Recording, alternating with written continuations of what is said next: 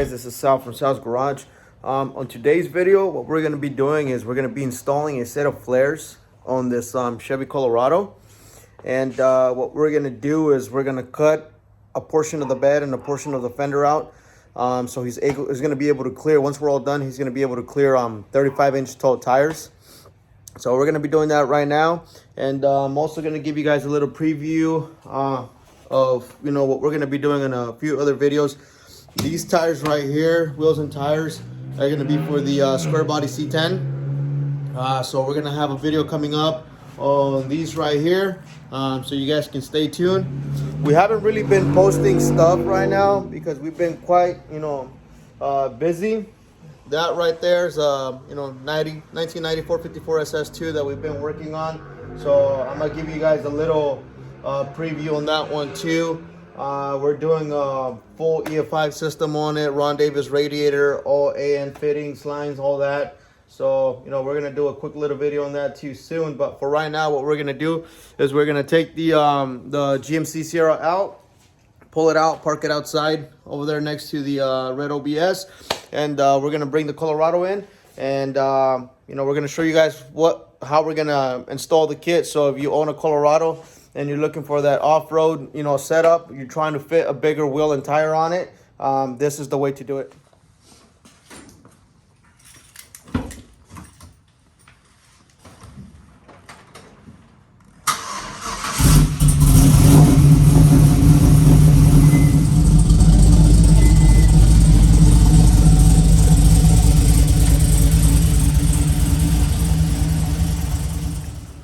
So this is the Chevy Colorado I was telling you guys about. Jay just pulled up with it.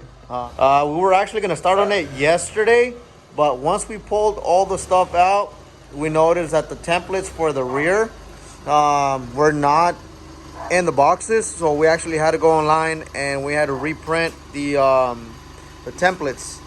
And what we're going to do is we're going to remove these right here, cut the opening bigger with the templates that are on there, hopefully, and install the bigger ones. All right, so this kit here is made by AV. Fucking asshole. And it comes with the instructions, kind of lets you know step by step where to cut, where to put the template, all that. So it's pretty straightforward. We're gonna be doing the rear end, or the two bedside panels today.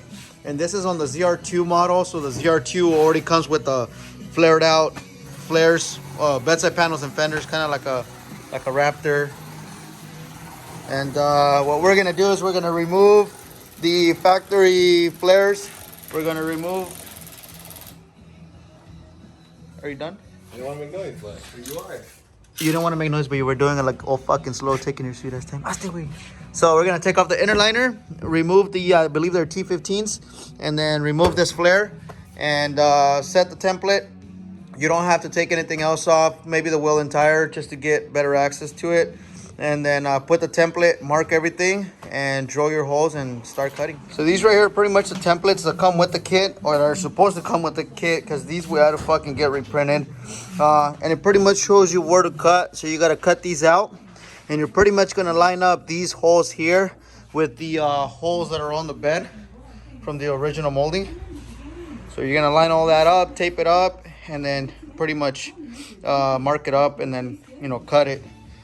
These are the wheels that he currently has on the truck, and these are the KO2's all-terrains on method wheels. Tire size right now, it's a 285 70R17. So once we're all done cutting this up, he's going to be able to fit a 35-inch wheel on it.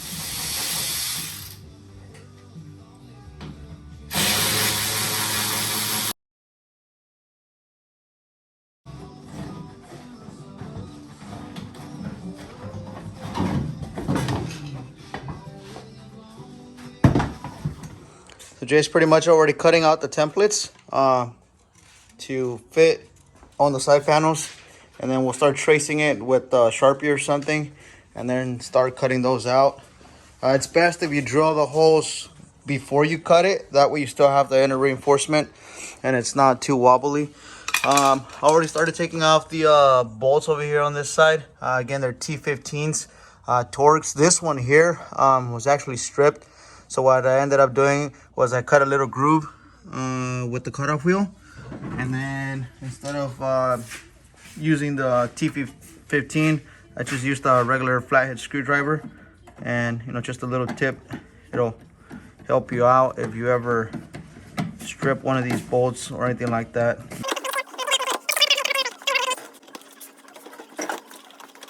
It's out. Here's a better look at it.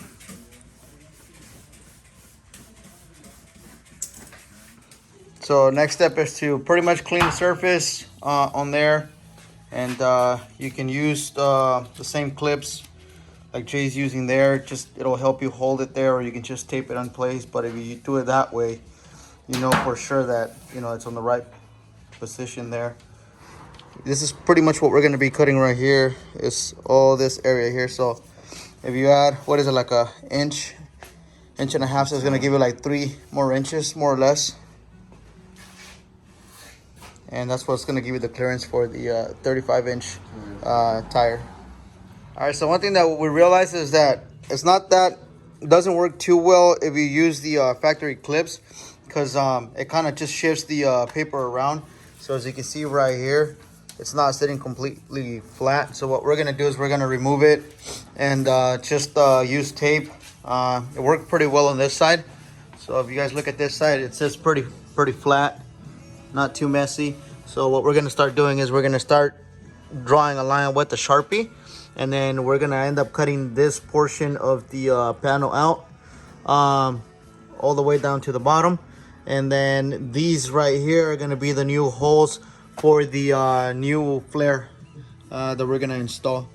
And then there's a little bushing, which we're going to show you right now, that goes in between both panels, because the outer panel, it's a separate piece from the inner wheelhouse. So you're going to have a gap in between. So what you want to do is the kit comes with a little bushing that goes in the middle, and it kind of keeps it firm, and it'll keep it in place. One thing that's going to help out too is if you take a center punch and start using a center punch on each one of these holes. That way when you drill your pilot hole, drill bit's not going to be dancing around.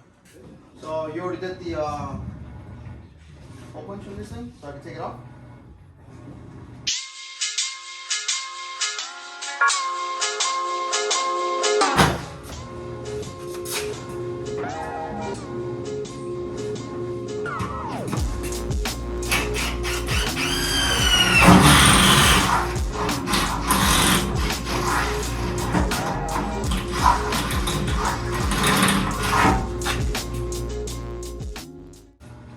All right, so we pretty much already traced the opening. For whatever reason, this template here doesn't go all the way down, but you will have to cut all the way through. We're just gonna cut right now up to where the template goes, and then kind of set the new flare in place, and then see how much we gotta cut. That way we don't overcut it. Not that you're gonna see it anyways, because you're gonna put the stock liner back on there, but I mean, it's better if you can get it just tight as possible. Just do it once, because once you overcut, you can't really go back.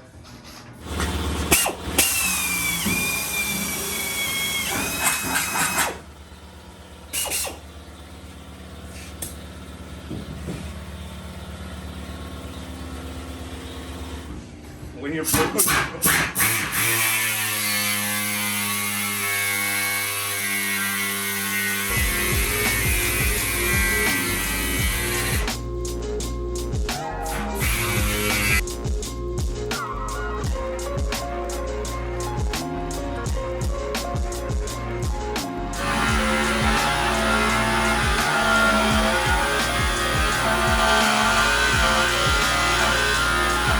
All right, so this is pretty much the hardware that the kit comes with. So you get a harness, and this is going to be for the lights, and this is going to connect to it's going to have to get spliced into the tail lights, and that's for the little light that goes over here in this area. So we drilled a, what size hole did you have to drill? 3/4.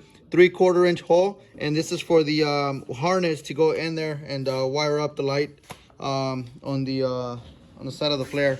So the holes that he's drilling right now, it's for these little washers. So these little washers are gonna be bolted on pretty much in between both panels, and it's kind of like a little spacer to give it like that stiffness, and it's not wobbling and flopping all over the place. And then these nutserts, are gonna be drilled on top so that you're able to bolt on the flares like the OEM ones. All right, so we pretty much already got everything cut open. Yeah. And then what we're gonna do is, like I said, that pretty much makes the wheel opening area a lot bigger. So this right here pretty much kind of sits in place where the old one used to be. And what you do is you're gonna mark your holes on top there, and that's what's gonna take some nut certs, and then it's just gonna go bolt it on. And then right here in between these two is where it takes that spacer, and that's what makes it nice and firm, because right now it's all wobbly, and that's what that white spacer is for. It goes in between both of these, and then it goes bolted on, and that's what keeps it nice and firm.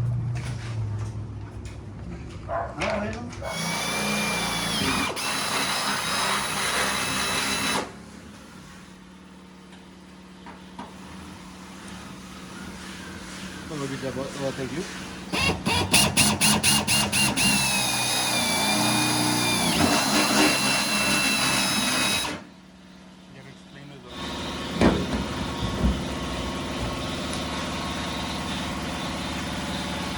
What are you doing now? Busting it, bro. You put inserts? Yeah.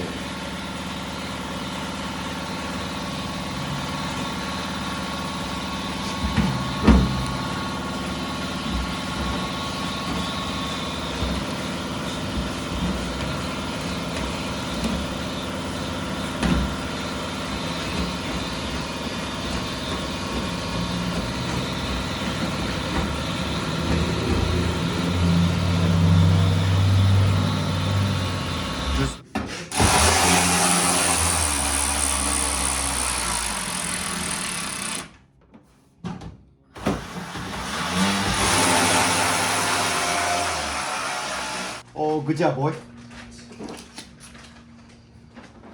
What do you think of the fit, man? So we do that shit to the OBS. You ain't even down. OBS, boy, llantas anchas front and back, dog. You ain't even down. Hey, we'll put these. We'll put these on. 305s. Nah, we'll put 315s on the back of the OBS. That's just got. Well, those are 315s. Oh yeah.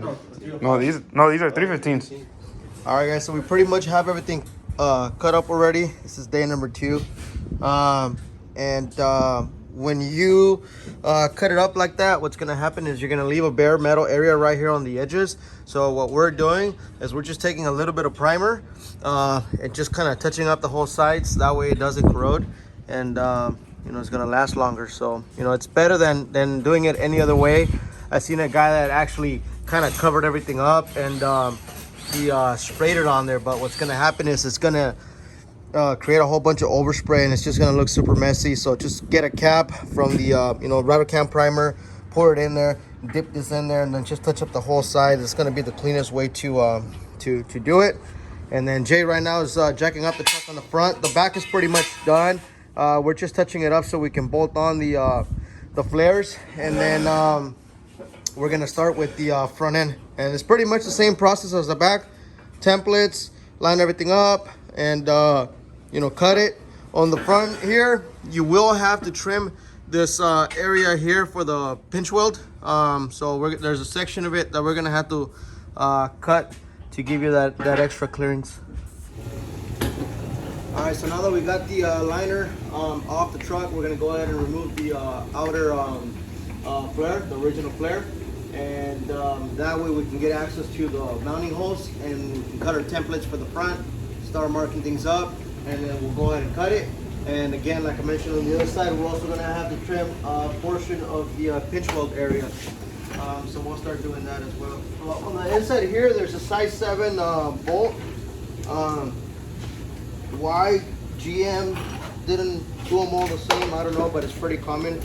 You'll have like different size bolts all over the place. This one here took nothing but T15s, and all of a sudden you got a size 7 bolt. So we're gonna put a size 7 on a 1/4 inch and remove that.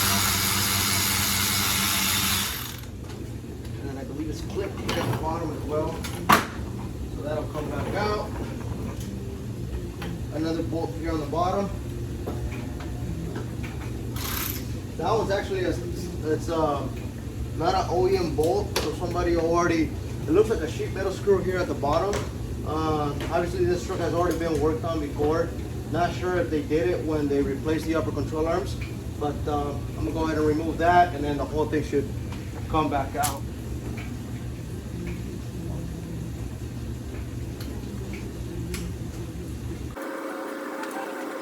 Yeah, definitely not OEM screws. That's a sheet metal screw right there. That was pretty much holding this together. So now that we took this off, it should just come off.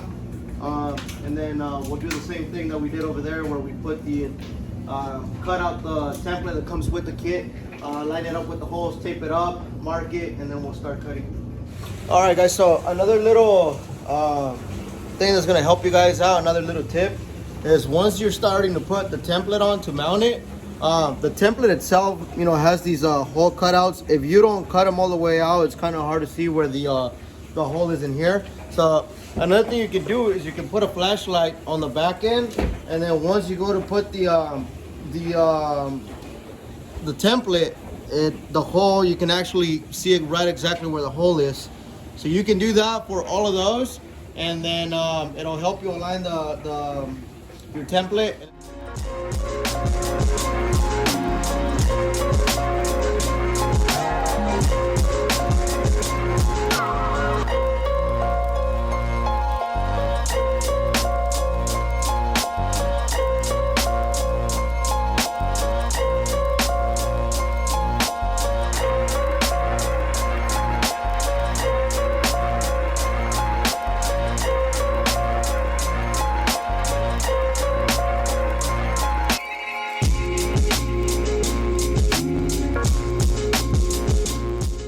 All right, guys, so we ended up cutting the pinch weld area here, and the reason why is because it's now going to take this plate here.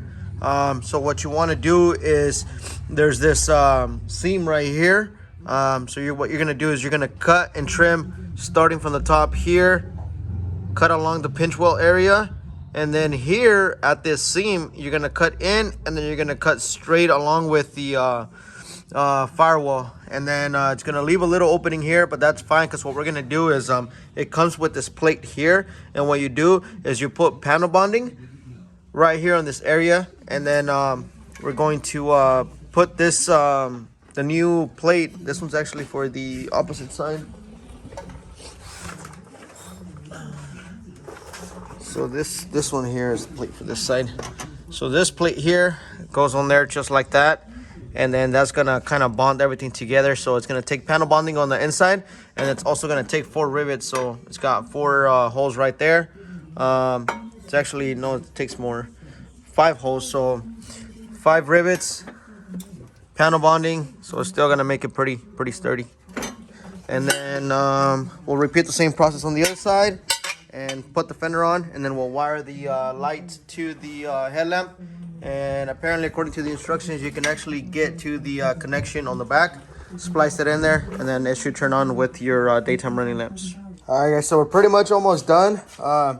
So right there where you cut the pinch weld area, like on this side, to place that bracket that comes with the kit, what they want you to do is either put panel bonding. Panel bonding is the best thing, because it's not only is it going to seal it, but it's also going to pretty much glue that bracket, give it that extra strength. I saw another guy put seam sealer, which you can, but if you can get panel bonding, it's probably going to be the best thing to do. And this is the one that we're using. We're using the one from 3M, part number 08115. This one here, what does it run for? Like regular price? 47? Around $47, $50. But it's gonna be worth it. So pretty much what he did was he laid down a bead just to kind of get it in those between the panels, just to seal it, make it watertight, and then put another fat bead on top of the part itself, or the bracket. And that's almost, this side's pretty much done. Jay already went ahead and wired the little pod light that goes right there.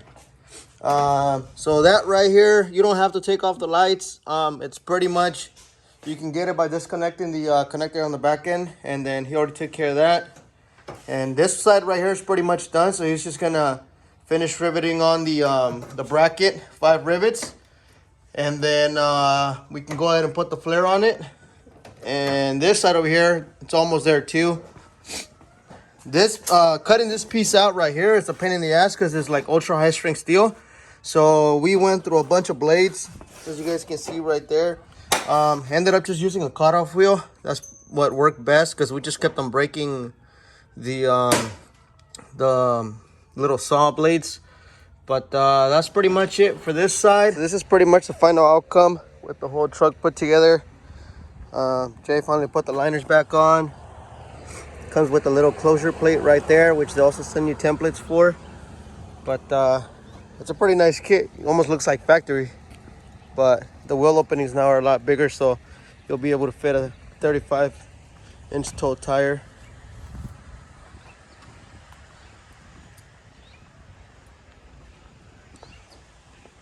And then those little lights right there are functional too. Those will turn on with the daytime running lamps, which are wired to the rear tail lights. So that's pretty much it, guys. Let us know what you think. Comment if you have any questions. Message us on IG. And don't forget to subscribe. Thank you.